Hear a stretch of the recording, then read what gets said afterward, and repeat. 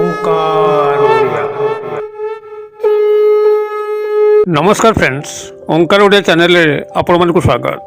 Friends, आज क्षुद्र video एभली एक अद्भुत चमत्कारी प्रभावशाली तंत्रोक्त मोहिनी जड़ी को शेयर करुच्ची, जहां कि आपण माने यदि कौन व्यक्ति से नारी हंतु बा पुरुष तांकर अज्ञातरे आपण याकु सामान्य स्पर्श तांकर देहरे करै नउचंती, तबे से आपनकर पश्चात धावन करिवो। आपनकर आज्ञाधीन हबो। जे पर्यंत आपण ताको विताड़ित न करचंती से पर्यंत यार मोहिनी प्रभाव तांकर मन मस्तिष्क इंद्रिय को घारी थिबो, जद्वारा कि आपनकर कौनसी कथा को मध्य से अमान्य करिवे नहीं। आपनकर समस्त कार्य को निर्विघ्न रे बिना वाक्यालोप रे संपादन करिवे। जदि आपण माने पूर्व अनेक गुड़िए वशीकरण तंत्र मंत्र प्रयोग करके विफल हो सारे, कौनसी मध्य वशीकरण आपनकर कार्य करू नहीं, तेबे अंततः शेषोक्त भाव में यही तंत्रोक्त मोहिनी जड़ीटी को परीक्षा कर नियंतु किभली कार्य करुच्ची मते निश्चित भाव में कमेंट बॉक्स में शेयर करंतु। आपनकर जेकोसी मध्य उद्देश्य को यह परिपूर्ण करिवो।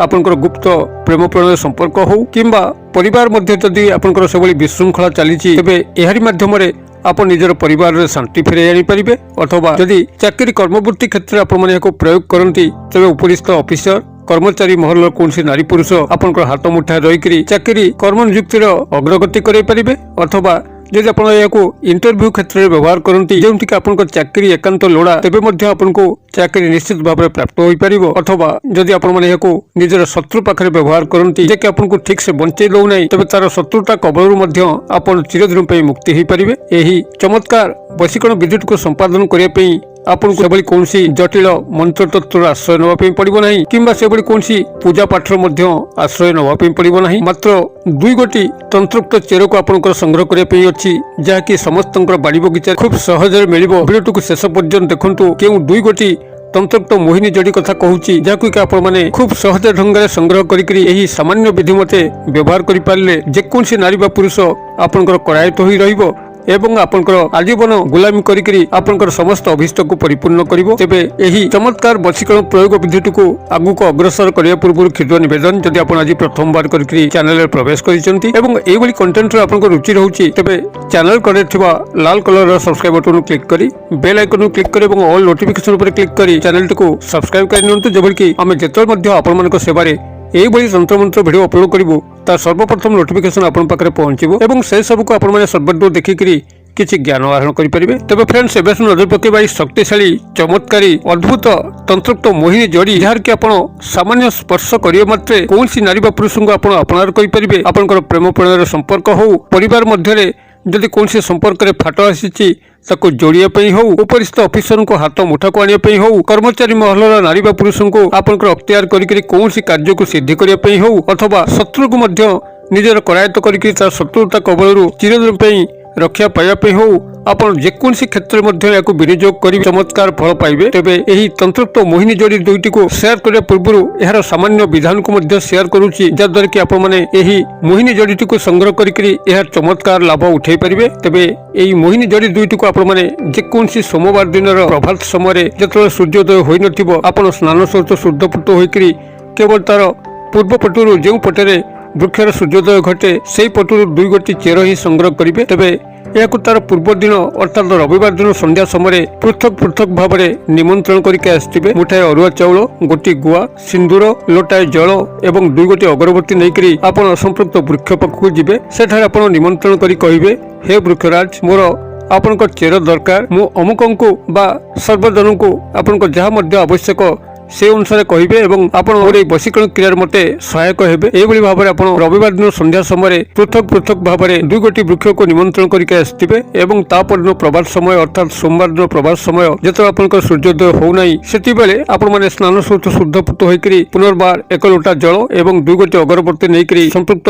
वृक्ष पाखक जिबे। तार पूर्व पटरु चेरटी को संग्रह करिवे, दुई गोटी चेर आनिबे दुई गोटी गछरु, ताको गृह को आनिकरी आपनकर पूजा घरे रखिबे एवं आपनकर गोटे तंबा तार को संग्रह करिवे, जो तंबा तार के आपण माने सहजरे जेकोनी स्थान संग्रह करि परिबे। चाखंडा अंजातर तंबा तार को आनिकरी आपण से दुई गोटी जड़ीर आरंभ रु शेष पर्यंत ताको गोलाकार वृत्त हिसाब तापरे गुड़ेबे एवं प्रत्येक थर से तंबा तार को से दुई गोटी जड़ी उपरे गुड़ेबा समय ए जो मंत्र कहूची एई मंत्र गोटे थर उच्चारण करिवे। तबे एई मोहिनी जड़ी दुईटी को आपण माने जेकोसी सोमवार दिन प्रभात समय जेतबे सूर्योदय होई नथिबो, आपण स्नान सहित शुद्धपुत होइकरी केवल तार पूर्व पटुरु जो पटेरे वृक्षर सूर्योदय घटे से पटुरु दुई गोटी चेर ही संग्रह करिवे। तबे ଏହାକୁ ତାର ପୂର୍ବ ଦିନ ଅର୍ଥାତ୍ ରବିବାର ଦିନ ସନ୍ଧ୍ୟା ସମୟରେ ପୃଥକ ପୃଥକ ଭାବରେ ନିମନ୍ତ୍ରଣ କରିକି ଆସିଥିବେ। ମୁଠାଏ ଅରୁଆ ଚାଉଳ, ଗୋଟି ଗୁଆ, ସିନ୍ଦୁର, ଲୋଟାଏ ଜଳ ଏବଂ 2 ଗୋଟି ଅଗରବତୀ ନେଇକରି ଆପଣ ସମ୍ପୃକ୍ତ ବୃକ୍ଷ ପାଖକୁ ଯିବେ। ସେଠାରେ ଆପଣ ନିମନ୍ତ୍ରଣ କରି କହିବେ, ହେ ବୃକ୍ଷରାଜ, ମୋର ଆପଣଙ୍କ ଚେର ଦରକାର। ମୁଁ ଅମୁକଙ୍କୁ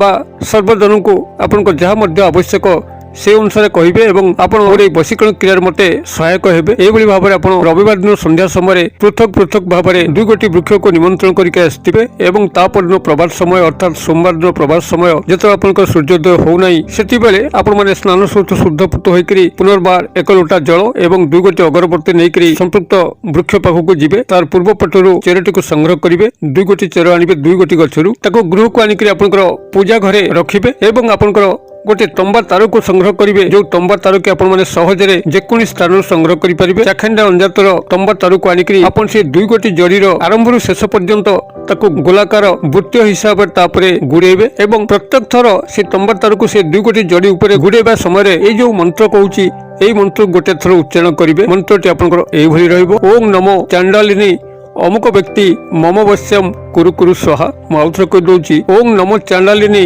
अमुक व्यक्ति मम वश्यम कुरु कुरु स्वाहा।